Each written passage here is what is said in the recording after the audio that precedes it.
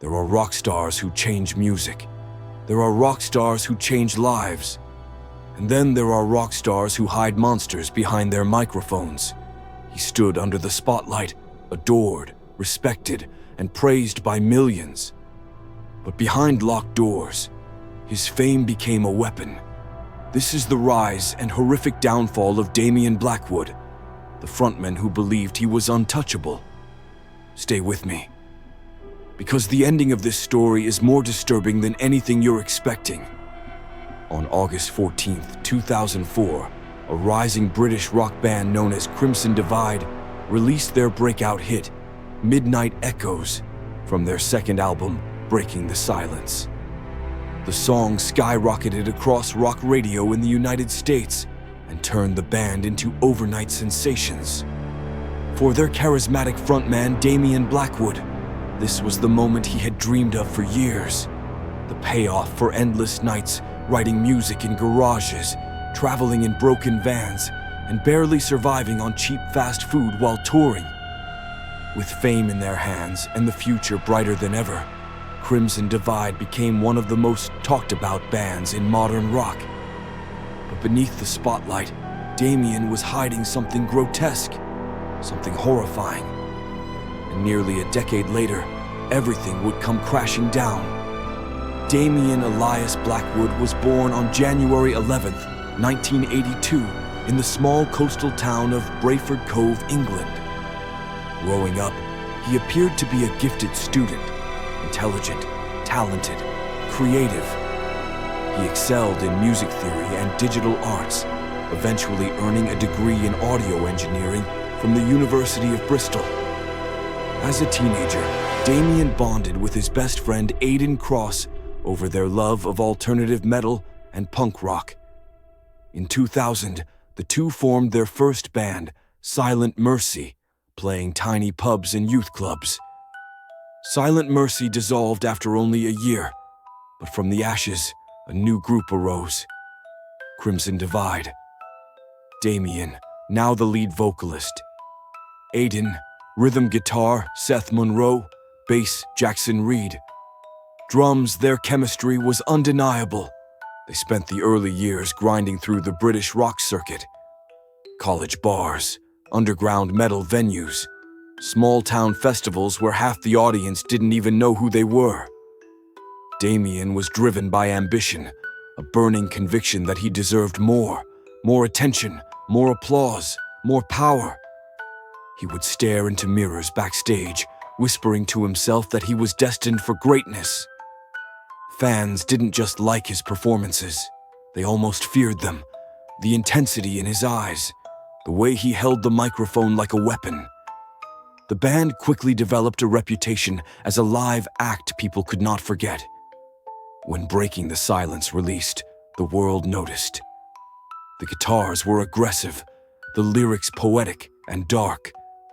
Midnight Echoes became a generational anthem for kids who felt invisible. Music magazines praised Damian's stage presence as electric, describing him as the new face of rock rebellion. Crimson Divide went from cramped vans to luxury tour buses within months. Damian embraced every second of fame. He signed autographs by the hundreds, received awards on glittering stages, and commanded crowds that screamed his name as if he was a god walking among them. But something in Damian twisted with fame. He began viewing the world differently, convinced that the rules binding everyone else did not apply to him. He dismissed mistakes as misunderstandings and cruelty as humor. He demanded that the band travel with private security only for him. He pushed his longtime friend Aidan out of creative decisions. The others were no longer bandmates. They were background characters in Damian's empire. Tour insiders later revealed how deliberately Damian crafted a separate world behind closed doors. He screened the people allowed near him. Young fans, often starstruck and vulnerable, were handpicked during shows and escorted into his restricted areas. Damian's charm disarmed them. His influence silenced them. Those who tried to speak out later said the room changed the moment the door shut. His smile gone cold, his tone commanding. He took advantage of admiration and transformed it into control. Security guards and road crew witnessed disturbing moments, but the unspoken rule around Damian became absolute. Never interfere. The label didn't want their rising star tainted by rumors. Fame was a shield stronger than any wall.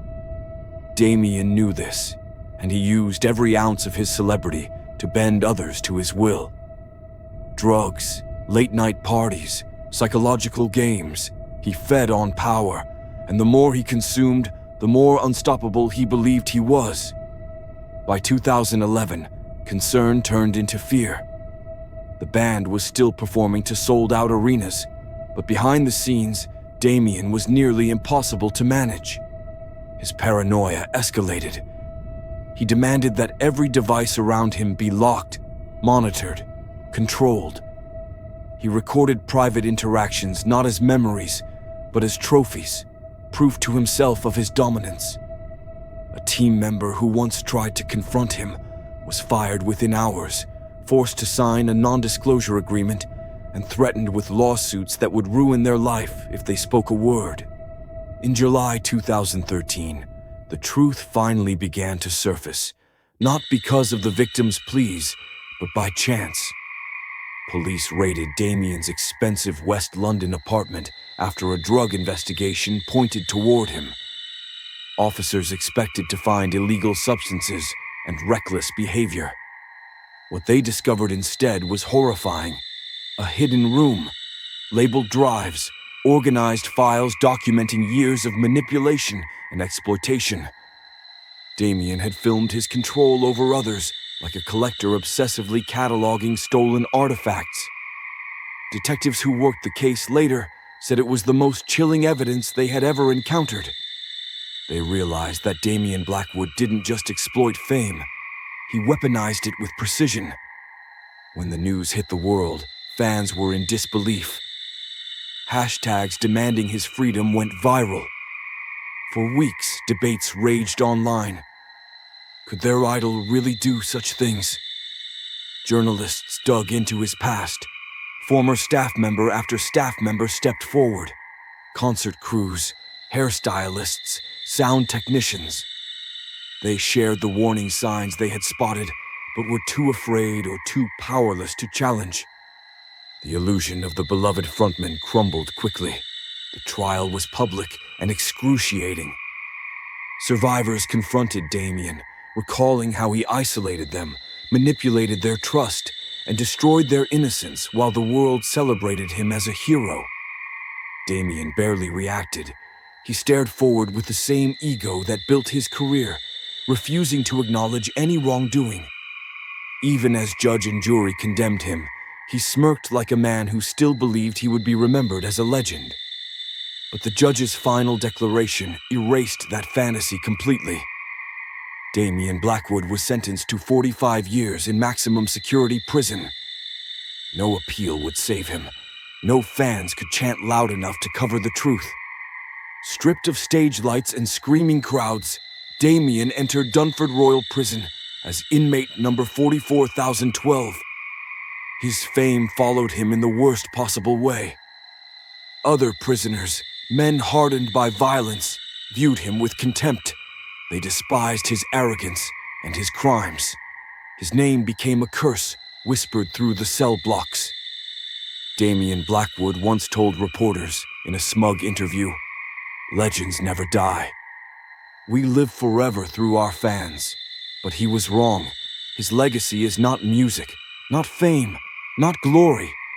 It is the terror he inflicted, the lives he shattered, and the haunting reminder that evil can wear leather jackets and smile at the camera. His career ended on a cold concrete prison floor. No spotlight, no encore, no fans screaming his name. Just a monster finally facing monsters of his own. And now the world remembers him for exactly what he truly was, not a legend. If you want more stories like this, dark stories hiding behind the music we love, subscribe, because the next case might be even worse.